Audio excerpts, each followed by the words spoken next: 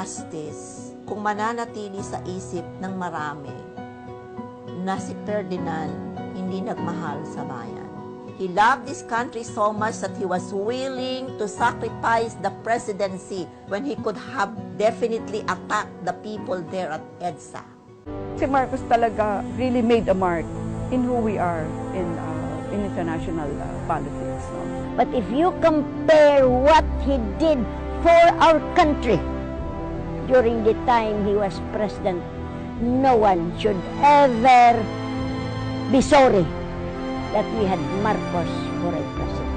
Kung ikumpara mo yung good points ni Marcos at saka yung good points ng ibang naging presidente natin, mula sa kalingkingan yung iba. Since the Marcos administration, I don't know, have we really got it off the ground? Only history can rightfully judge President Marcos. A story born 100 years ago of a noble man whose life is worth reliving and looking back to. He's the only president with a national strategy. You'd think that Marcos was the bogeyman, etc. But he was actually a very kind person. The way that the Marcoses promoted the country, promoted the Filipino, is something I think that cannot be equaled in any administration. His story speaks of the great Filipino dream, a father of a nation in conquest for absolute freedom, true justice, and real democracy for the Filipinos. The great slogan that he followed was, he wanted this nation to be great again. He was the one who was actually seeking for an independent foreign policy out of the ambit, out of the axis of the United States. It was President Marcos who declared for the first time what is now known as the Calayan Group of Islands as subject to the sovereignty of the Philippines. The President also wanted a negotiation with the United States about the termination of parity in 1974. Yung ginawa ni President Park Chung-hee sa may Korea ay yung strategy ni President Marcos na ang pinakamataas na level of development ng Pilipinas over the last 50 years ay inong panahon ni President Marcos, specifically during the earlier years of martial law. His story is a story of wisdom and goodwill, a story of a visionary leader with a strong political will who realized the Filipino potential and propelled the nation to progress. Mr. Marcos provided a lot more impetus in creating programs of government that meant building of infrastructure in a very essential way. All these things moved forward in his time very rapidly in the 4 years that he was in charge. Because that's the whole history of the energy policy.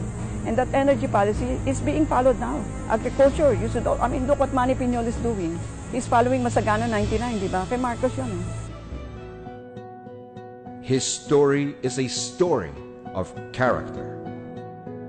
A war veteran who went to Bataan and picked up some soil and put it in a ziplock and sent it to you. Kinuha niya. Alam mo, nung pagkakuha niya, tumalikod sa akin, bumalik sa kwarto, tapos nakikita ko na lang yung kanyang shoulders. Umiiyak. Minsan, di ko nakita magalit. Pag medyo may problem, may crisis doon sa Makiki, tawagin niyo si Father, magsisimba na lang tayo. Pag may mga balita, minsan hindi ko nakita nagmura against the government. Basta tulungan na lang natin. Ganun. Isang malaking injustice kung mananatili sa isip ng marami na si Ferdinand hindi nagmahal sa bayan. He loved this country so much that he was willing to sacrifice the presidency when he could have definitely attacked the people there at EDSA. A story of a strong man whose life was reduced by a chapter of our history. I have proclaimed martial law in accordance with the powers vested in the President by the Constitution of the Philippines. Deklarang martial law to solve yung communist insurgency tsaka yung Muslim secessionism. Yung kaguluhan na yon, hindi naman si President Ferdinand Marcos ang nagdala o ang dahilan ng mga kaguluhan na yun. It was a phase when it was hip, uso ang lumaban sa gobyerno. a story born 100 years ago about life, leadership, and legacy, waiting to be retold. Si Marcos talaga really made a mark in who we are in international politics. No? But if you compare what he did for our country during the time he was president, no one should ever be sorry that we had Marcos for a president. Kung ikumpara mo yung good points ni Marcos at saka yung good points ng ibang naging presidente natin mula sa kalingkingan yung iba. Since the Marcos administration, I don't know, have you really gotten off the ground? Only history can rightfully judge President Marcos. This is history.